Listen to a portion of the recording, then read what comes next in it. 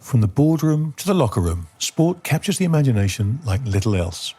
In this podcast, we talk to the men and women who make the big decisions and those who make the big plays to find out where sport is and, importantly, where it's going.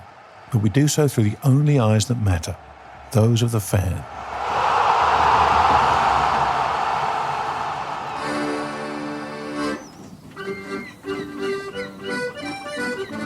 Well, ahoy them hearties, and a warm welcome back on board my pirate ship, the Rive Gauche, and a very special spring edition of the Captain's Table. It's special because this will be the last time I host this show from the sumptuous surroundings of the pirate ship, the Rive Gauche. Yes, after this show, I'm putting down my cutlass, I'm discarding the Captain's magnificent red coat, I'm selling the parrots Leanne and John to a collector in Wimbledon, and only the dogs Bruce and Bosley are remaining. Oh, and the cat. But fear not, I will be announcing a new look Captain's Table in a couple of weeks, hosted at the luxurious dining area of Fortnum & Mason, and with a new sponsor of TTB Sports, where I'll be welcoming some of the greatest leaders in sport onto the show. The captain's captains, if you will. So, to close what has been a 6-year chapter in my life, sailing the 7 seas and interviewing some of the great and good from the world of sport and business, who better than to finish this with my fellow groundsman and very good pal, Grant Williams. Listeners of Are You Not Entertained will know Grant well, a co-host with Roger Mitchell and me on Are You Not Entertained since 2019. He is a man of international mystery, as we're never entirely sure where he is or where he will pop up. And I wanted to know more about the man, and he kindly agreed to be the last person to walk the plank. He started his career in 1985, working for Robert Fleming, from 85 to 94, and he was posted to Japan in 1989 as a trader, which is where I suspect his lust for international travel started. In 1994, he moved on to UBS and then Credit Suisse, living in New York, Hong Kong, Sydney, and then Singapore. In 2014, he started publishing, both writing and doing podcasts, and is now considered one of the most astute minds in economic and finance anywhere in the world. His podcast, the Grant Williams Podcast, is considered one of the audio Bibles to the global finance audience. He's a lifelong Fulham pal, and he lives in Cayman and on a plane. It's taken me a while to find a date, but I can now hear his elfin footsteps on the gangplank right now. So let's welcome him, for the final time, to the Captain's Table.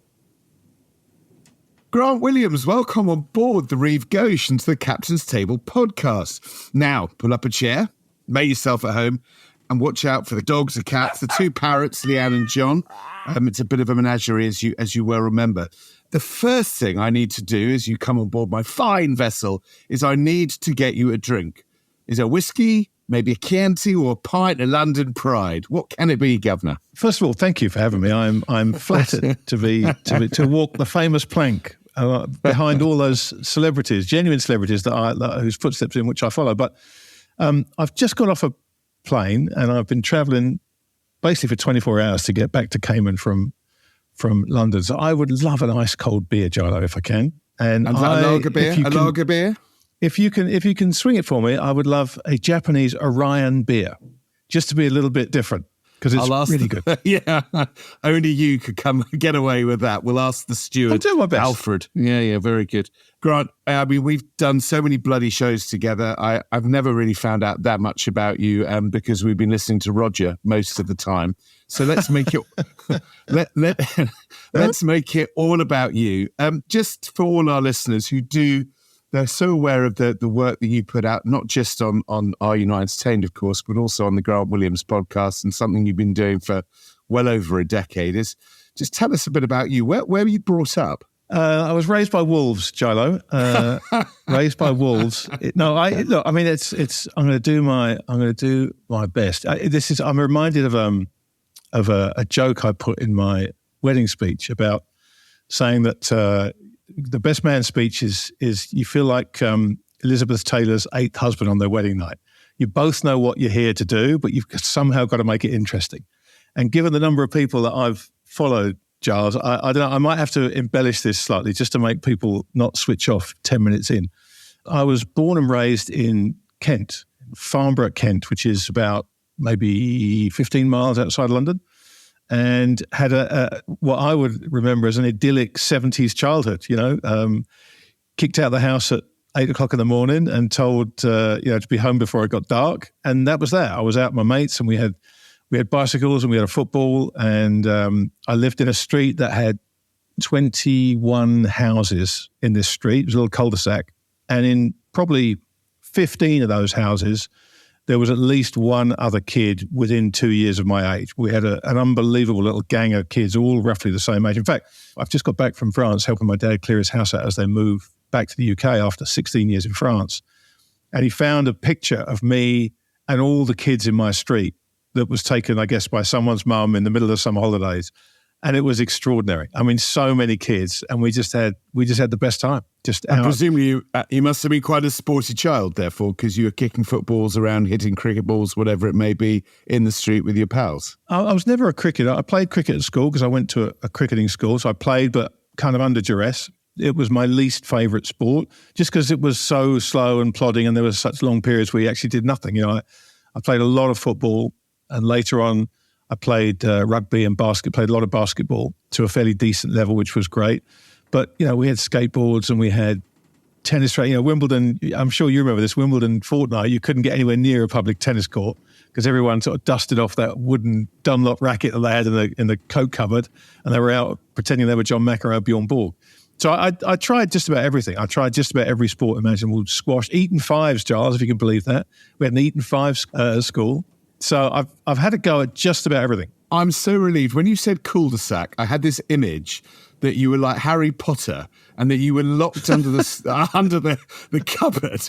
And actually, whilst all these friends were running around having a lovely time in the Kentish countryside, you were somehow locked away. But it wasn't that. You were obviously part of the gang, which is great.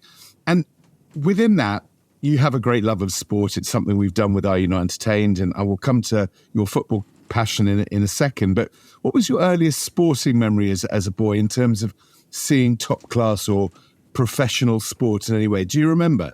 I do. I remember it very, very clearly. I remember my dad taking me to Fulham for the first time. It's funny, I've heard other people talk about this, and it's exactly my recollection, is just seeing the pitch for the first time in a stadium enclosed by stands, and just I'd played a lot. I was probably 5 when I went to Fulham for the first time. So I'd played football on my own, but, on the small fields or in the school or whatever. But seeing a proper football pitch with the stands and the fans, I've never forgotten it. When I think about it and I remember it, the pitch was so big and so green. Of course, this was the 70s, so it was probably a mud bath when you look at the state of the football pitches back then. But in my mind's eye, my memory, it's just this big green patch of grass that I felt so excited to be near, because football we'd seen on the telly twice a week. I was allowed to stay up for match of the day, and we watched the big match on a Sunday. But seeing a proper football pitch was something I'll never forget. And was your dad a Fulham supporter? Is that why he'd taken it? Or was it just chance it was nearby where he worked or something? Or was it part of his blood as well? Yeah, we will end up talking a lot about this in the next hour. I warn everybody about this because it's a thread that's run through my life for 53 years now. And my dad was born in Fulham in 1939 and was evacuated during the war up to Burnley, where he spent the first 5 odd years of his life, 6 years of his life. And he told me a story. Actually, I went to France to interview my dad, believe it or not, about 18 months ago. He's 86 now, and I wanted a record of his life for my grandkids and the kids to come. And so I recorded an interview with my dad just talking about his life story. And it was fascinating. There were bits in there that I hadn't heard, but he never told me this before. But the first time he met his parents was when a rather austere chap and his wife turned up on the door of this house in Burnley, and sort of I imagine it in like Mr. Chumley Warner tones. Hello, we're your parents. Come along, grab your coat. We're going back down to London. And that was it. So my dad didn't really meet his parents till he was 6, but he went back to Fulham, and that's where his love affair with Fulham started. So he's been going to Fulham for 78, 79 years now. So it's a thread that's run through both our lives. And so he will have instilled that on you and printed that in terms of Fulham when you were very young. So that's 5.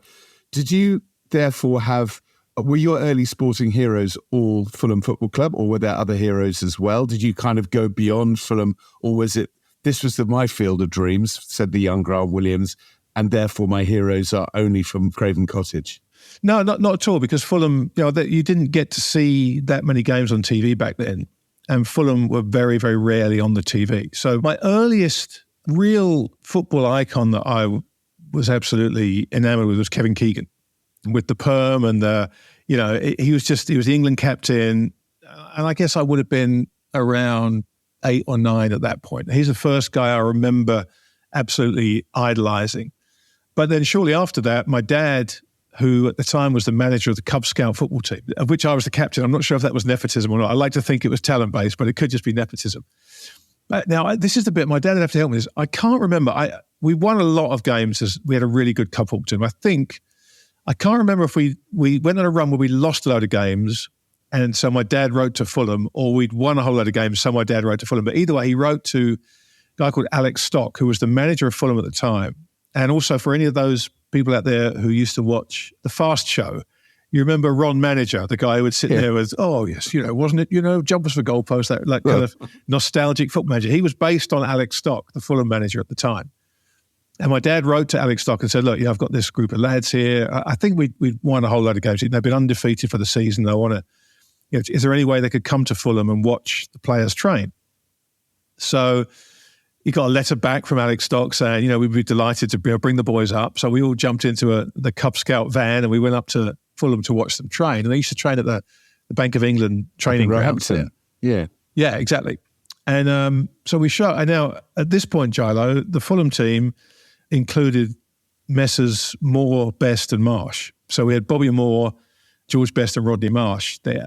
And this group of 10, 11-year-old lads went up to watch them train. And 11 new Fulham fans were born that day because we got to watch them train and we got autographs. And somewhere there's pictures of me with George Best and Rodney Marsh and Bobby Moore. I've got no idea where they are, sadly. They've been consigned to the dustbin history. But that was amazing because even then, George Best was in the twilight of his career.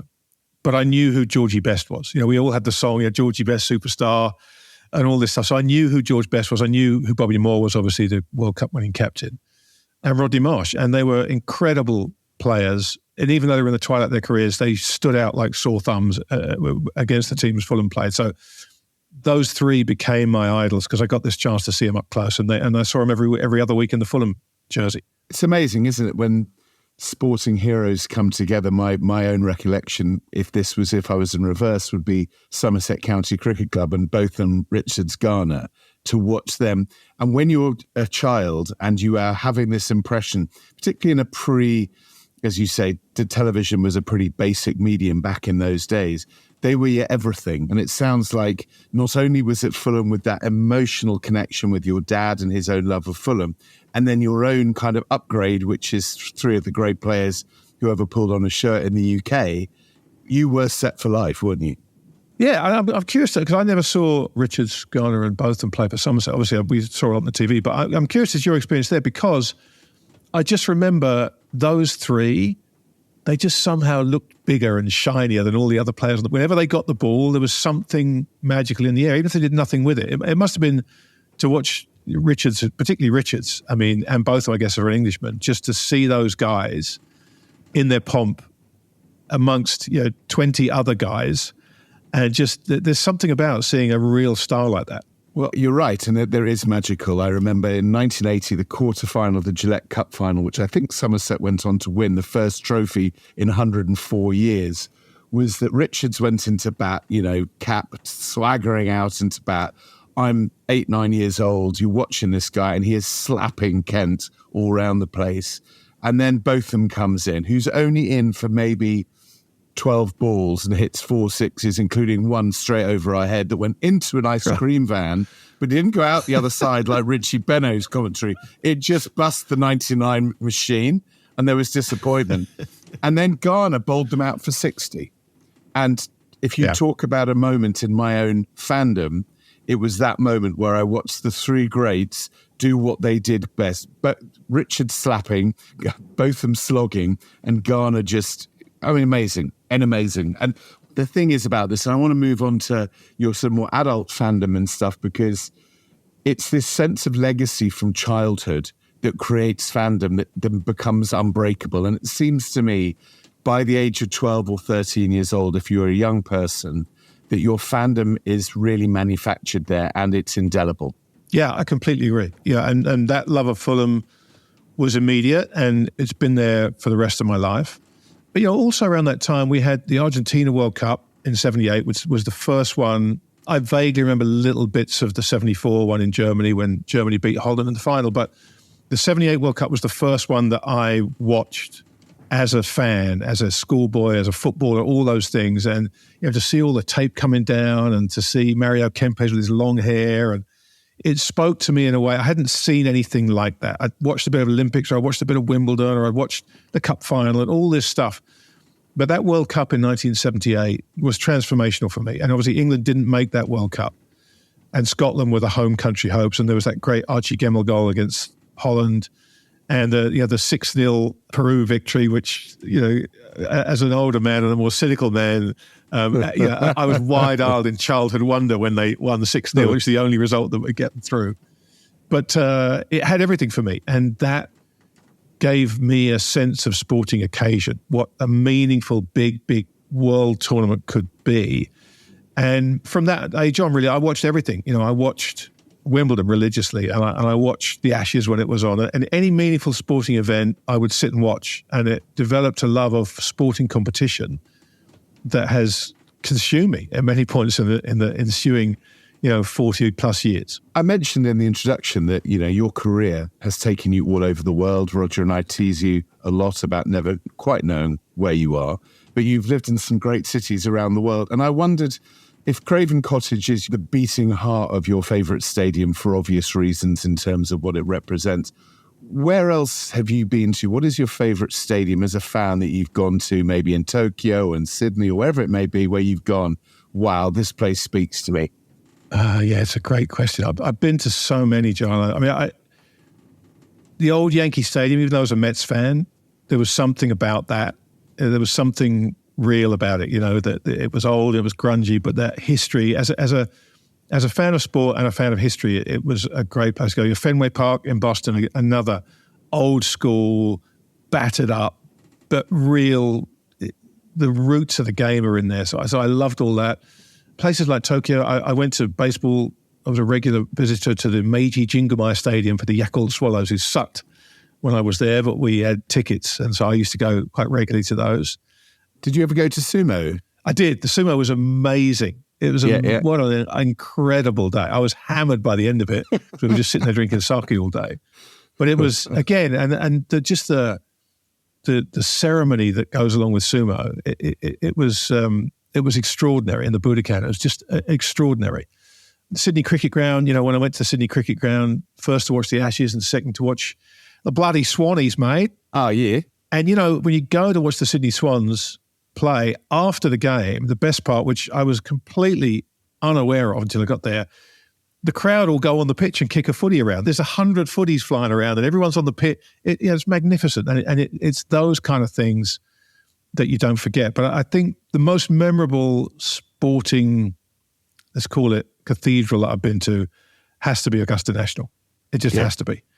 To be there for the Masters and to be in those hallowed surroundings and to see a place that is as amazing as it looks on the TV in the flesh is so much more. I think that's probably the cathedral of sport that I've been to that forever takes my breath away.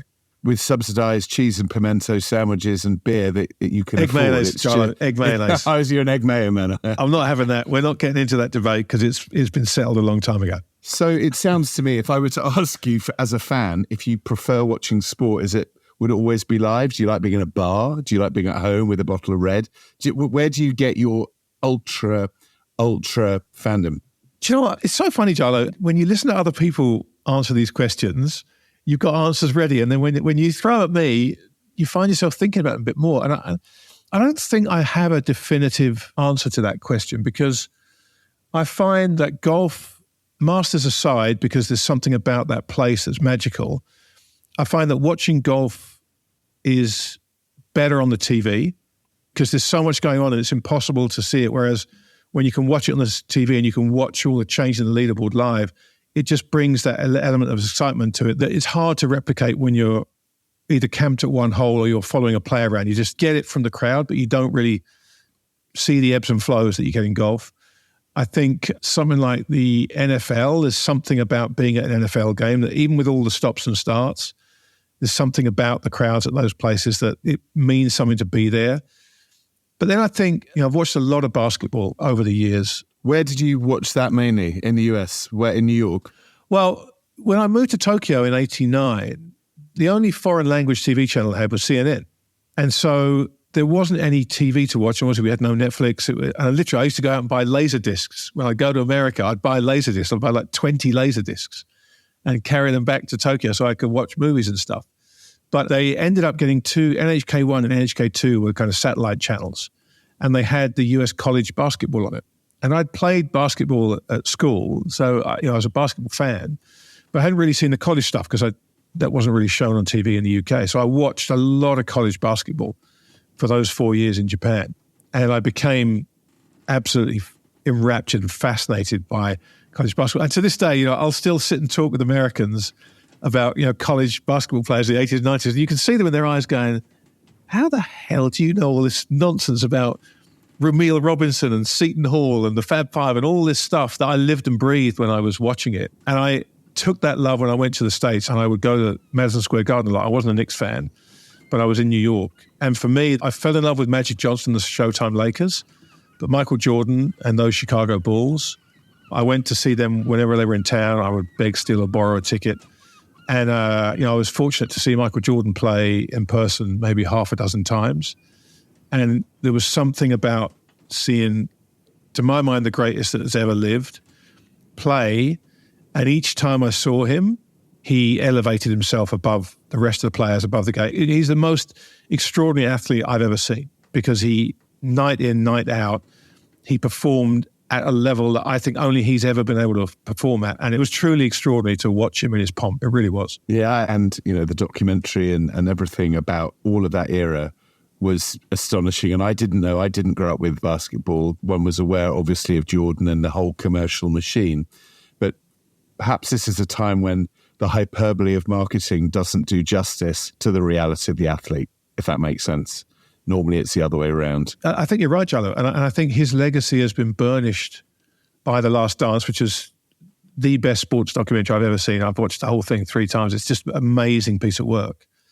But to see a competitor like that, I'd seen him on the court and he just had this will to win that I've never seen anywhere else. I saw him playing an all-star game in Miami in 1989, and he seemed to be taking it that much more seriously than everybody else. Even at a time when the All-Star game was a serious contest, it isn't anymore. I saw him score 55 against the Knicks after his comeback, and he just had the Knicks in his pocket for his whole career. And I just saw that intensity, that it wasn't so much as a will to win as a refusal to lose. And to see someone in a team game who just refuses to lose, it's amazing to see. It really is. I agree. And you're clearly an emotional man. When was the last time you cried watching sport, therefore? Oh, Chilo, you know what? You're going to get me going here. I will. I took my dad to Craven Cottage 3 weeks ago, maybe, to see Fulham play Spurs. And our mutual friend, John Colquhoun, who does some work with Fulham, managed to, I'm getting all choked up thinking about this already, managed to get me and my dad tickets on the balcony of Craven Cottage. And my dad, his first game there, he snuck in as a 6-year-old boy, and then he used to go at halftime because they'd opened the gates and he could get in for free at halftime. And I knew that there was a chance JC would be able to fix this for me, and more importantly, fix it for my dad at 86 to make it from the terraces to the cottage balcony. And so we went and did this a couple of weeks ago. And I was in France with them, helping them pack. And I spoke to my stepmom and I said, look, here's what I want to do. I'm going to fly, Dad and I are going to fly to London. It's a lot for him at his age, but this is something I really want to do for him. And so we flew to London and we just stayed at Gatwick Airport and we got the train up to the game. And I had to go and pick the tickets up. And I just said, I'll just wait here. I'll nip in. There's crowded in there. I'll go and get the tickets. And we had to walk the complete opposite direction to where our normal season tickets are. And bless him, he didn't ask me, he didn't say anything. And we got up to the end where the cottage is, and I got the tickets out, and I recorded it on my phone. I said, can you read those? And there's this moment where he's reading them, and then they say cottage balcony on them. And, his reaction was just fantastic. He's like, you're kidding me, oh my God. So we went in through the gate to the cottage, and I've got a picture of him at the top of the stairs, his arms up with Fulham Football Club behind him. And I was getting emotional at this point. And, we went inside, and my dad, he just said to me, just quietly, almost to himself, he said, I've got a tear in my eye. And that was it. I was kind of behind him. Oh, my gosh. And we went in there, and it's beautifully done, but there's a whole bunch of black and white photos on the wall of the cottage. And it's, it's small. It's not a big corporate suite. It's like someone's front room. It's beautifully done. And my dad was walking around looking at these pictures, knowing full well that he was at some of these games. And they're all black and white with guys in long shorts and ankle-high boots. And we sat down, and, my dad was quite emotional about it all. And I was trying not to be. And I said to him, Dad, you're the only person in here that was at these games, that remembers these players, that saw them play.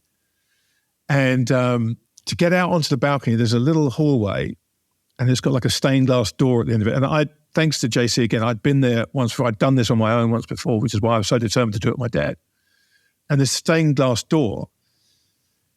And I said to my dad, hey, let's just have a walk out here. And if he'd not been out of his mind with the whole thing, he would have known exactly what that door was. But I don't think it didn't really resonate with him until we opened this door. And I was filming all this on my phone. We filmed it, and he walks out the door, and there's the pitch. And he just stopped just for a moment to take it all in.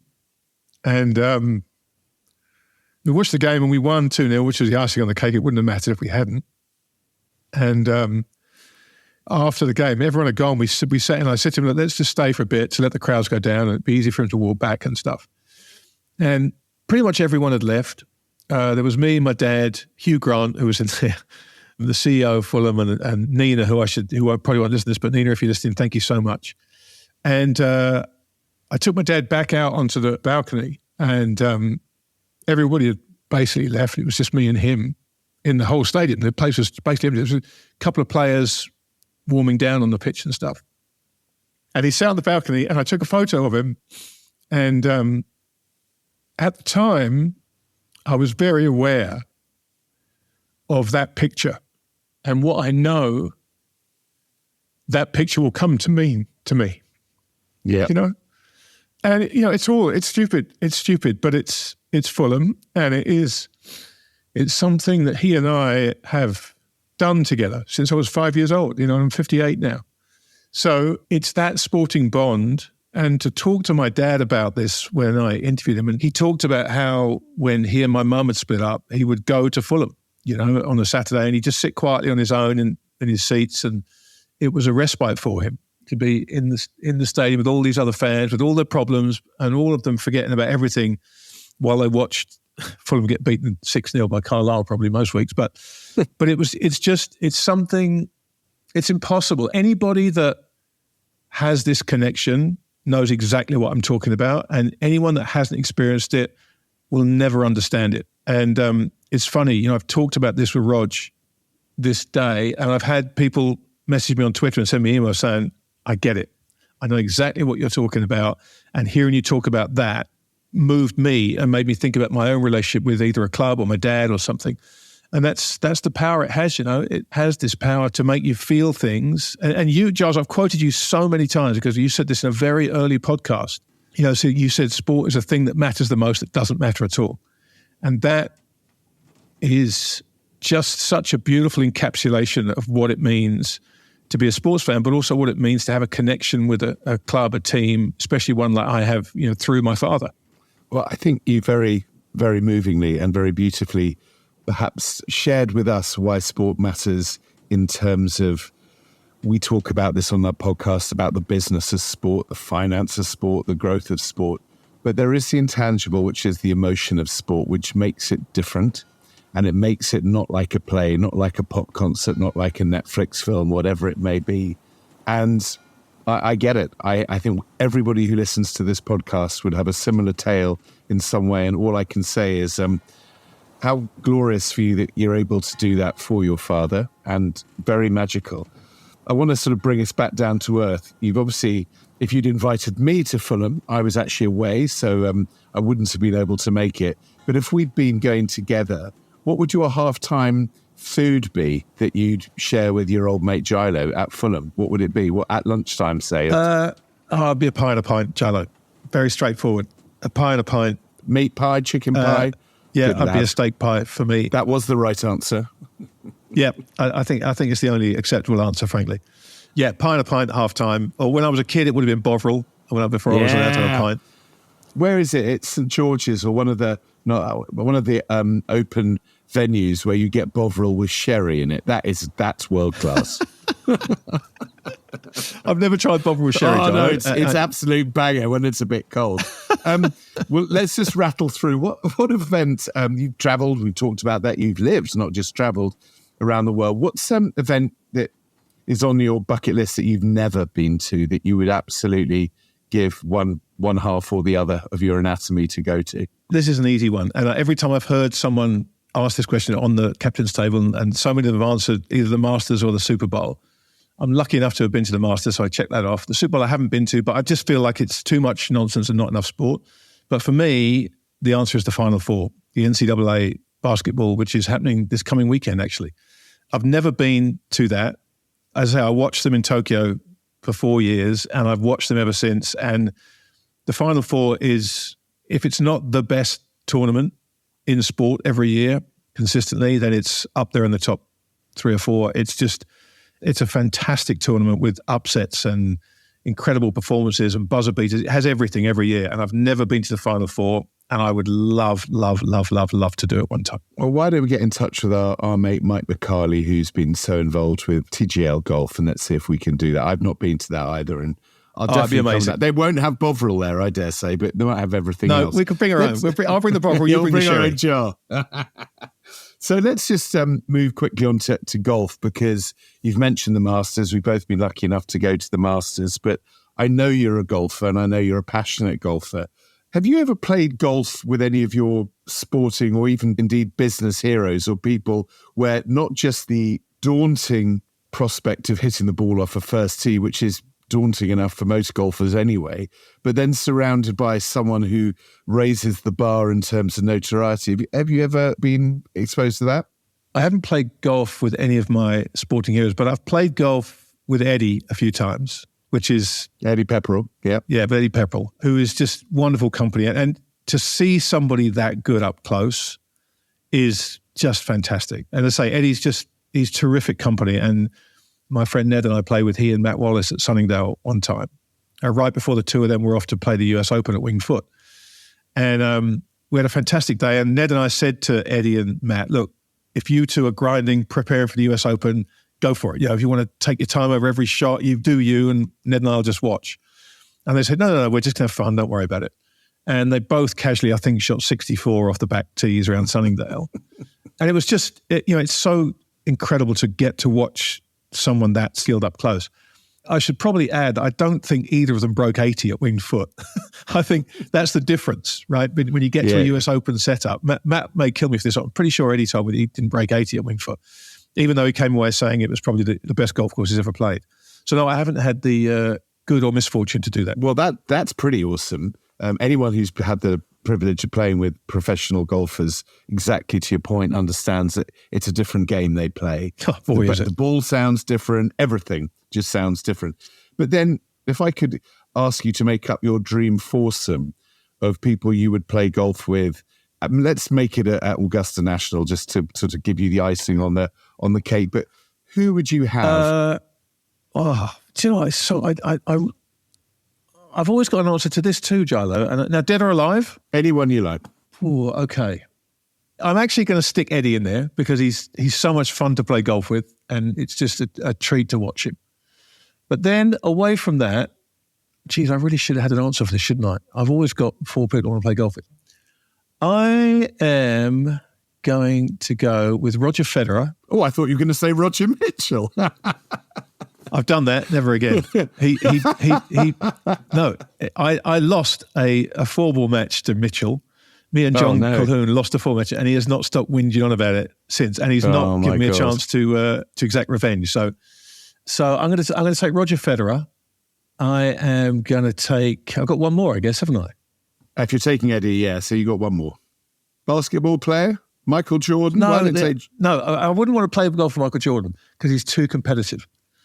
He's too competitive. You want to win? And no. It wouldn't be fun. I honestly think it'd be a really, really unenjoyable round of golf if I play with Jordan. So I am going to go with, Jarlo. I'll tell you who I'm going to go with.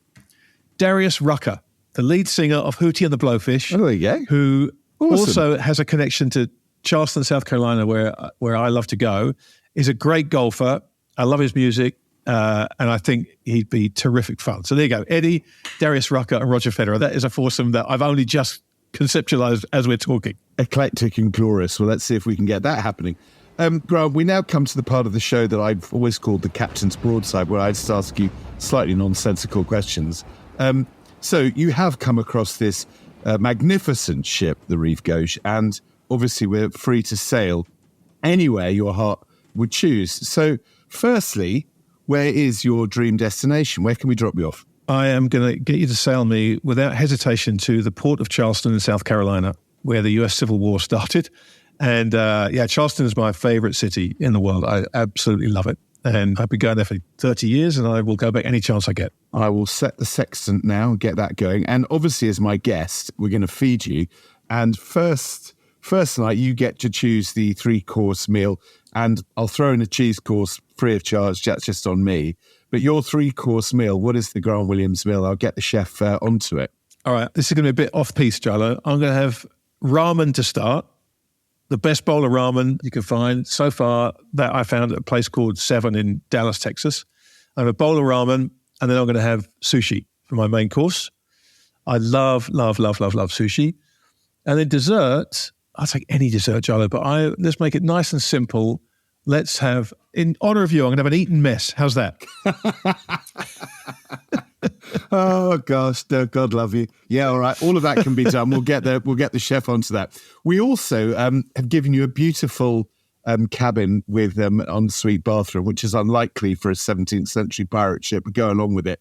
Before you get dressed for dinner, I hope you're a little smarter than you do currently and put on a jacket like I have in your honour. What song does Grant Williams sing in the shower? I'll tell you what, that changes day by day, week by week. But right now, Jarlo, it would be Billy Flynn of Bethnal Green by Louis Dunford, which who I went to see in concert a couple of weeks ago with some mates who was terrific. And it's an absolute banger. Billy Flynn of Bethnal Green. Check it out on Spotify, everybody. And what was the first album you ever bought? I know the answer to this. First album was Armed Forces by Elvis Costello and the Attractions. Roughly what year was that? So 77, 78? That would be like 77, yeah. And Squeeze Call for Cats was the first single. Oh. And what was your first ever car? Oh, my God. My first ever car was a Vauxhall Viva, if you remember those. What colour? It was like I was going to say metallic, but rusty blue. Yeah, and it had this massive engine compartment and a tiny engine in it, and it very rarely worked. But that was my first car. And I think I might be right in saying, as I ask even some of the most sort of extraordinarily privileged people in the world, it probably would be right up there as one of your favourite cars of all time. I hated it. I absolutely hated it, Jarlo. I hated it. It sucked, honestly. It was a horrendous car. It wasn't fun to drive. It wasn't. There was no pride in owning it. I hated it. Okay, we'll strike that off the one. So strike that one off. And what was your first ever live gig? My first ever live gig was Madness. Strong. Yeah, strong. Madness. It would have been 1980 at the Hammersmith Odeon or the Hammersmith. There were two Hammersmith venues. I can't think which one it was. And me and two of my mates went. One of their parents dropped us outside and waited for us in the car. We were 13. Went in, go, yeah, man, it's to be surrounded by a whole bunch of skinheads and terrified for an hour and a half that we were going to get the crap beaten out of us and scuttled out as soon as the concert ended. It was great fun, but we were terrified the entire time. There was an air of menace the whole way through it. I've got a good story about Madness. So I too was a fan, and at Hong Kong Sevens, probably a decade or so ago, they were the act that was playing.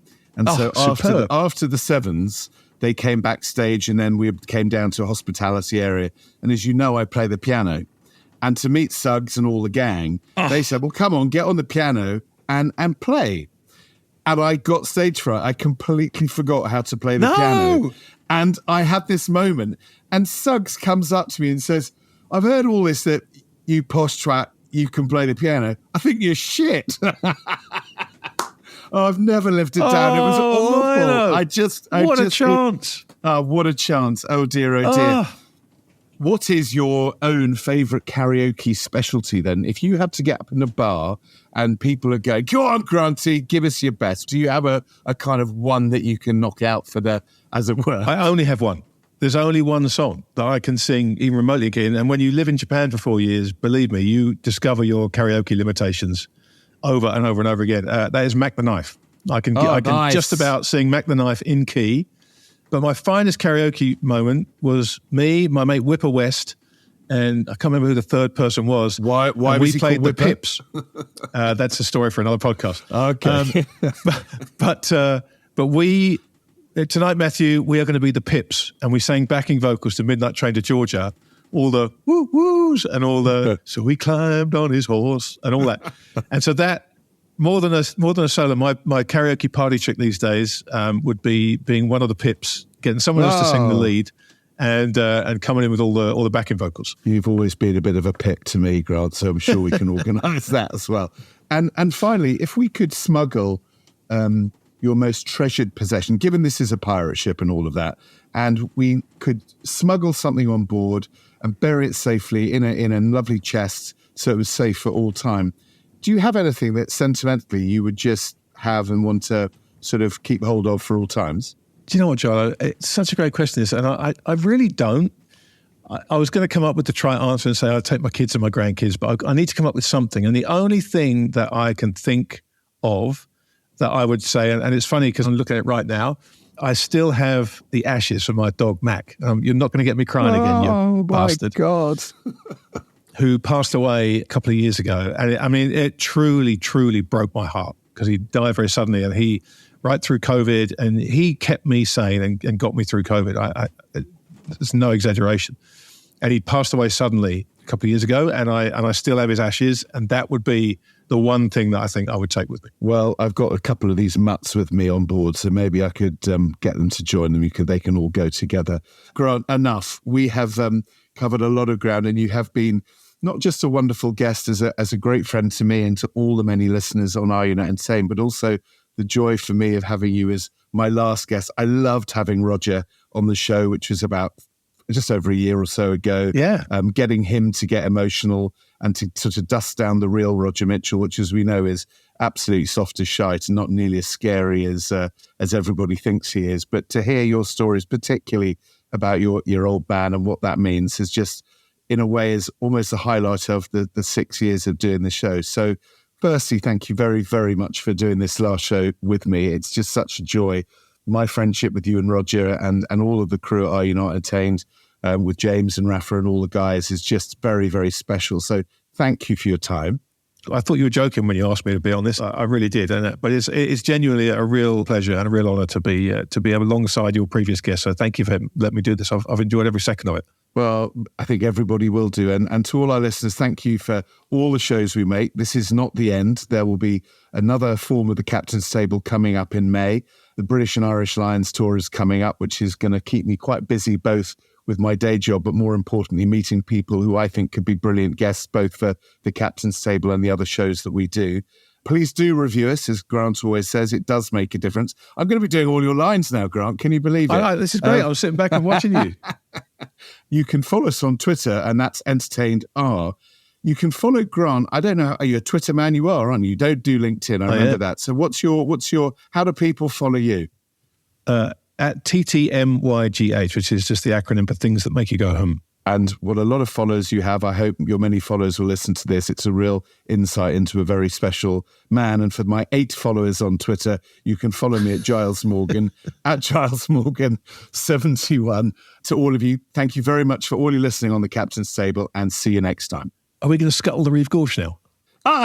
Yeah, let's. Are we going to scuttle her? Let's scuttle it. Let's blow the bastard up. Who cares? Thanks, Graham. Thanks, matey.